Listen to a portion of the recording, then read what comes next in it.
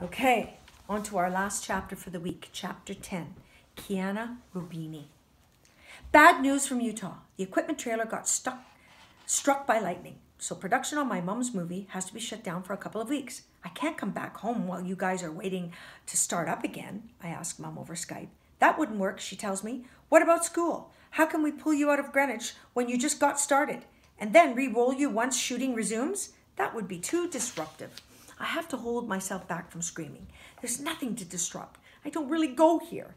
Geez Louise, never register me. I'm not even in a real class. Forget it. Mum would be on the phone to Dad in seconds flat. Never a pleasant convo. I'd be back in that office fast enough to make my head spin, registering for 8 classes instead of just 1.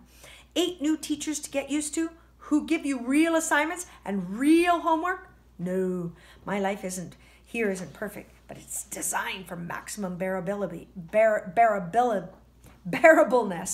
Why get complicated? I'm a short timer, just not quite as short as I thought. 2 extra weeks in Greenwich, of Dad and Stepmonster, of Chauncey, sniffles and fevers and rashes and barfs.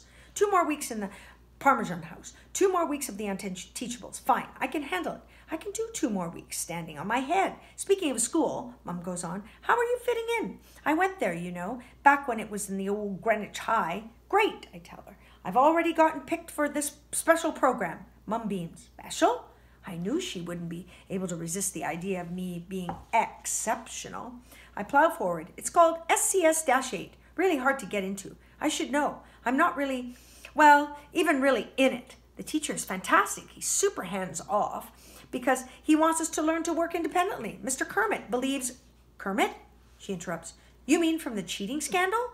Cheating scandal? Mum's brow furrows. It was an awfully long time ago, the early 90s. I remember I was away at college when it happened, but it must be the same person. Kermit isn't a very common name. I'm intrigued. What did Mr. Kermit do? I don't remember the details, but the whole town was up in arms about it. I'm surprised he's still teaching. It was a horrible black mark against him. Wow, Mr. Kermit has it passed? The plot thickens. Mum adds, do you want me to call the school and get to the bottom of this? No. I mean, Mr. Kermit's an awesome teacher now, and that's the main thing, right? Who cares what happened in the 90s? But Kiana, it was a cheating scandal. I don't want you mixed up with something like that. Relax, Mum, I assure her. I guarantee that there isn't any cheating going on in SCS-8. I can say that with total confidence, because there isn't anything going on, period. Why would we bother to cheat when Mr. Kermit never even looks at the few papers he gets? Eventually, she agrees to let the subject drop. I end the Skype call, my mind racing. Suddenly, I've cracked a mystery that's been nagging at me from the very first moment I followed Parker's schedule into room 117. Why would Mr. Kermit want to teach a class like the Unteachables? Answer? He doesn't. He gets a bad class every year because of what happened way back in the 90s. Seems a little crazy that he's still paying for a mistake from so long ago, but if Mum remembers, other people do too. Turns out SCS-8 isn't just a dumping ground for the rejects at the school. The reject teachers wind up there too. So, Mr. Kermit is famous. If Mum still remembers what he did way back when, that counts as fame. Okay, it was a bad thing, but so what? On reality TV shows, the biggest stars are always the biggest jerks. Besides, cheating scandal or not, I can't forget how he spoke up for our class to Mrs. Vargas. And how he fought for Barnstrom's right, to stay with the football team. He may not be much of a teacher, but I'm more convinced than ever that he's one of the good guys. I'm almost anxious to get to school the next day, and it isn't just because Chauncey is barking the house down with whooping cough. When I get to room 117, though Mr. Kermit is absent, we have a substitute, Mrs. Landsman. Mr. Kermit's not exactly a young guy, but Mrs. Landsman is really old. Raheem does a quick sketch of her, rising from the grave as part of a zombie apocalypse. The kid is really talented. The picture makes the rounds of the class by paper airplane. Dawn of the Dead, hisses Mateo when the portrait lands on his desk. Dawn of the Dead. No talking, Mrs. Landsman orders. Too late. A nickname is born. She's Dawn of the Dead. Dawn for short. She's grouchy, but we should be used to that. By now. Our regular teacher being a gold medalist in the Grouch Olympics. Feels different though.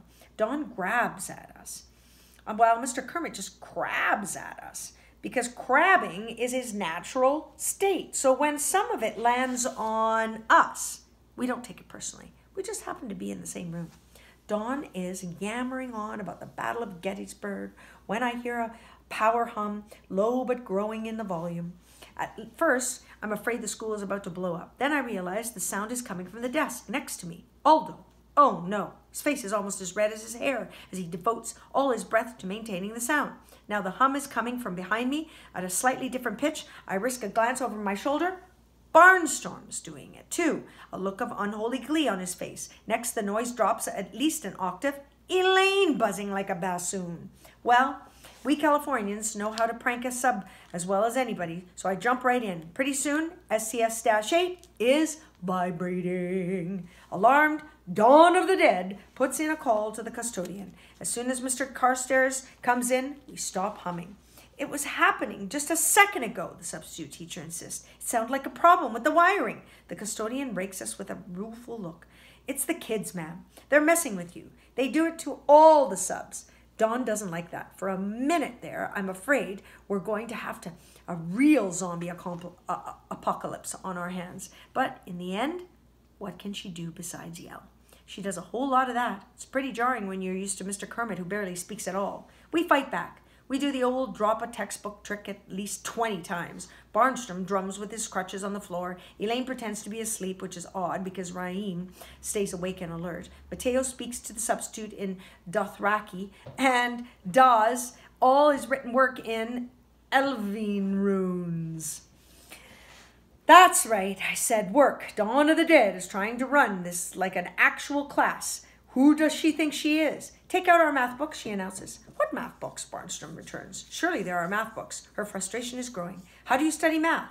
We do worksheets, Mateo supplies. What worksheets? I don't see any worksheets. There should be lesson plans. Of course there should, if we had a normal teacher. But Dawn of the Dead doesn't know Mr. Kermit. Maybe she thinks we ransacked the classroom before she arrived and threw all the notes on how she was supposed to run the day. Whatever the reason, she's getting madder and madder. With no lesson plans to go by, Dawn finds a language arts paragraph in some random book, but then she chooses Parker to read it out loud. So obviously he takes forever to sound out the first word, and because we've been giving her a hard time all day, she picks now to decide that somebody's yanking her chain, when Parker's the only one who isn't.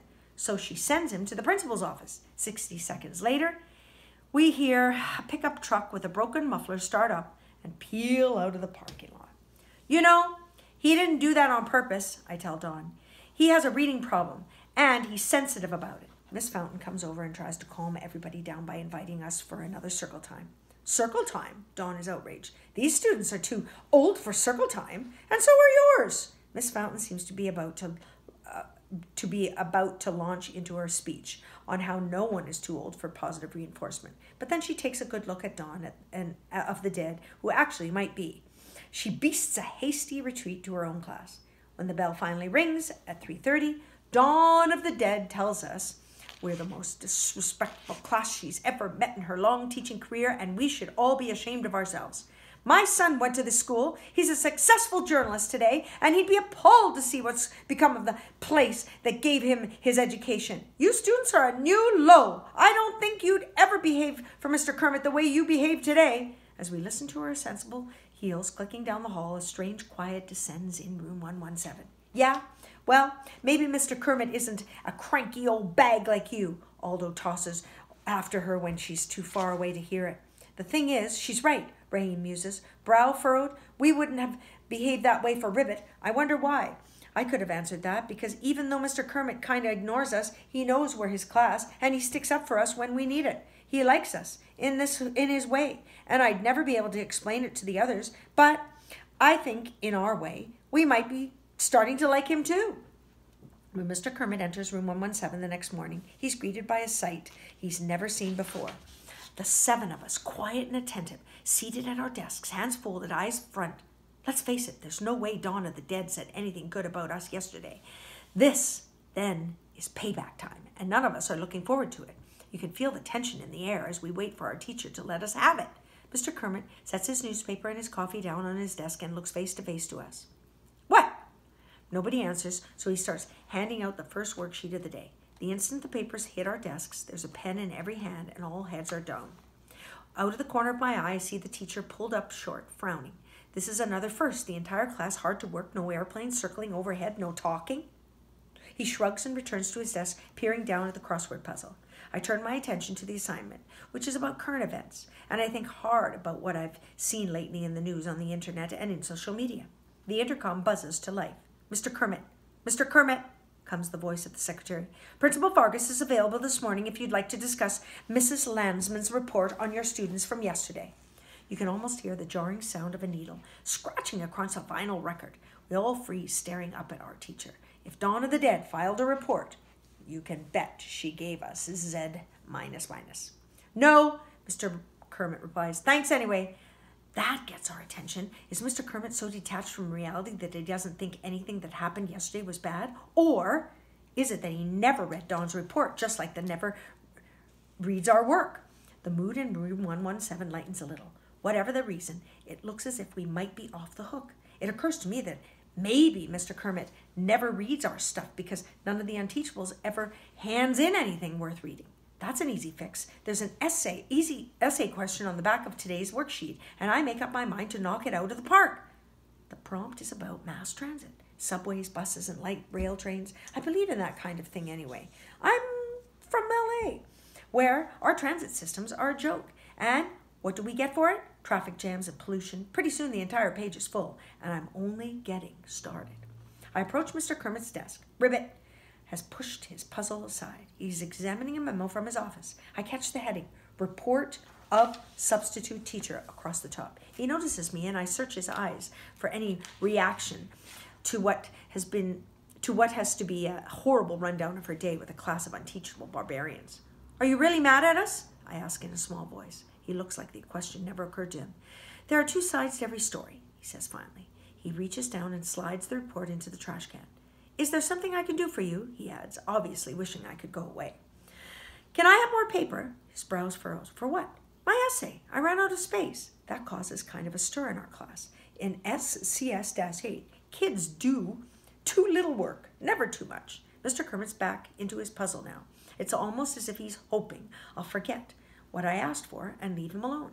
So can I have it? I persist. He looks blank. The paper? Yes, fine. Well, where is it? He gets up from his desk and surveys the room, and it's like he's suddenly found himself in some strange and exotic location, a place he's never been before, or even seen. He leads me to a storage closet and opens the door. Empty, except for the cobwebs. He turns to me, completely helpless. Maybe Miss Fountain has extra paper, I suggest. I'm on it. Parker bolts for the door so suddenly that he knocks over his desk and goes flying. He face plants on the floor, springs right back up, and disappears into the hall. The next thing we hear in Miss Fountain's voice from the next door, Parker, you're bleeding. He has a driver's license. He has a driver's license? Barnstrom sneers. The kid can barely walk. Parker's back a few minutes later holding a wad of pink-stained paper towels to his bloody nose. He hands me a sheaf of lined paper, also pink-stained. I fill 4 full pages before I'm done with my essay, and I'm pretty satisfied with it. I know I'm just short timer, but I can't let my work habits go totally down the drain while I'm here. I'm going to have to be ready to hit the ground running when I get back to school, in my real school at California. I march up to the front door, hand the paper in to Mr. Kermit. He looks at me like I've just presented him with a plate of baby scorpions. It's my essay, I reply to the question he probably won't ask. I can't wait to hear what you think. He accepts the papers, places them on the corner of the desk, and he goes back to the crossword. Aren't you going to read it? I press. Of course, he assures me without looking up. 3 days later, the paper's still sitting on the corner of his desk, untouched. Parker's blood spots are turning brown.